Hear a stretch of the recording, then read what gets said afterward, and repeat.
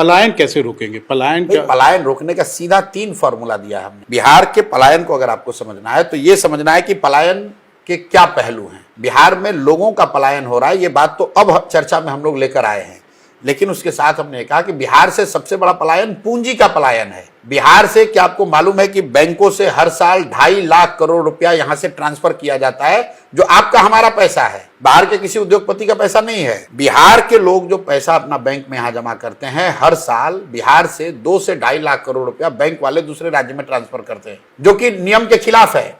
क्योंकि नियम यह है कि बैंक में जितना पैसा जो जहां रखता है वहां 70% पैसा बैंक को वापस ऋण के तौर पर देना है, बिजनेस के लिए, कृषि के लिए, रोजगार के लिए, घर के लिए, गाड़ी के लिए। तो बिहार में वो देता ही नहीं है। तो पहली बात हम लोग ये कह रहे हैं कि इस पूंजी के पलायन को रोका जाएगा। और ये बैंकों का एकाधिकार नहीं है, बाकायदा मुख्यमंत्री के चेयरमैनशिप में कमेटी है जिसका काम है ये देखना कि CD रेशियो 70% रहे। मतलब 100 रुपया अगर बिहार के लोग बैंक में जमा कर रहे हैं तो कम से कम 70 रुपया बैंक वापस ऋण के तौर पर दे। बिहार में CD रेशियो 40%, लालू जी के जमाने में था 18%। आप जरा अंदाजा लगाइए, अगर हर साल बिहार के लोगों को रोजी रोजगार करने के लिए 2-2.5 लाख करोड़ रुपया एक्स्ट्रा मिलने लगे तो कितने ज्यादा रोजगार के अवसर पैदा होंगे।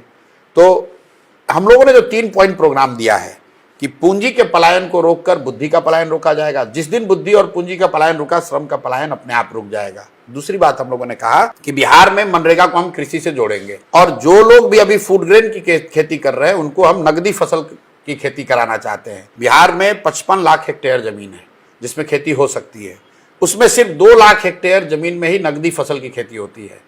आइडियली होना चाहिए 15 से 20 लाख हेक्टेयर में। उसके लिए हम लोग ये कह रहे हैं कि जो लोग भी धान, गेहूं, मकई, बाजरा का खेती छोड़कर नगदी फसल की खेती करेगा उसको मनरेगा के तहत मजदूर फ्री में देंगे। उससे जो खेती से जुड़ा हुआ मजदूर है जो पलायन कर रहा है वो जाना बंद हो जाएगा। आप गांव देहात में जाकर देखिए लोग क्या कर रहे हैं। एक और लोग जा रहे हैं मजदूरी करने पंजाब, दूसरी ओर गांव का किसान कह रहा है कि मजदूर नहीं मिल रहा है। ये क्यों हो रहा है? क्योंकि मजदूरों को यहां पर मजदूरी नहीं मिल रही है। एक और आप मनरेगा में 40% का आपका यूटिलाइजेशन है, 60% पैसा आप दिल्ली में सरेंडर कर रहे हैं, और दूसरे ओर आपके लाखों लोग जा रहे हैं बाहर मजदूरी करने। तो मेरा पहला है पूंजी का पलायन रोकना, दूसरा है मनरेगा को कृषि से जोड़ना, और तीसरी बात हम लोग कह रहे हैं कि इंटरेस्ट सबवेंशन स्कीम लेकर आएंगे। बिहार में जो भी रोजी रोजगार करना चाहता है, बिजनेस व्यापार करना चाहता है, उसको 10% इंटरेस्ट नहीं लगेगा, उसको 4% इंटरेस्ट लगेगा।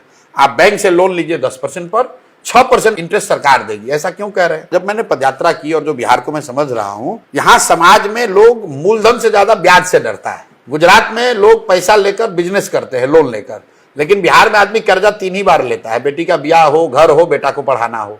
बीमारी है, बीमारी में जो तो कर्ज है वो तो बहुत डिस्ट्रेस कर्ज है।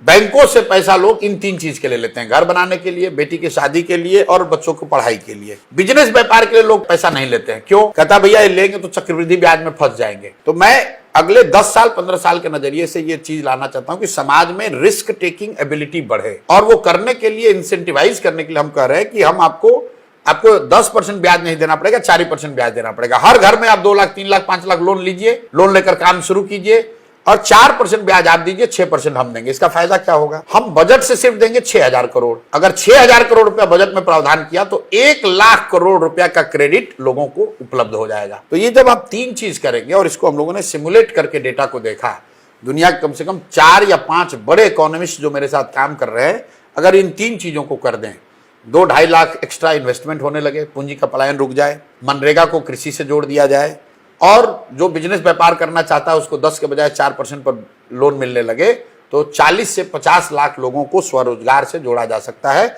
और वही संख्या है जो कि पलायन के लिए मजबूर है।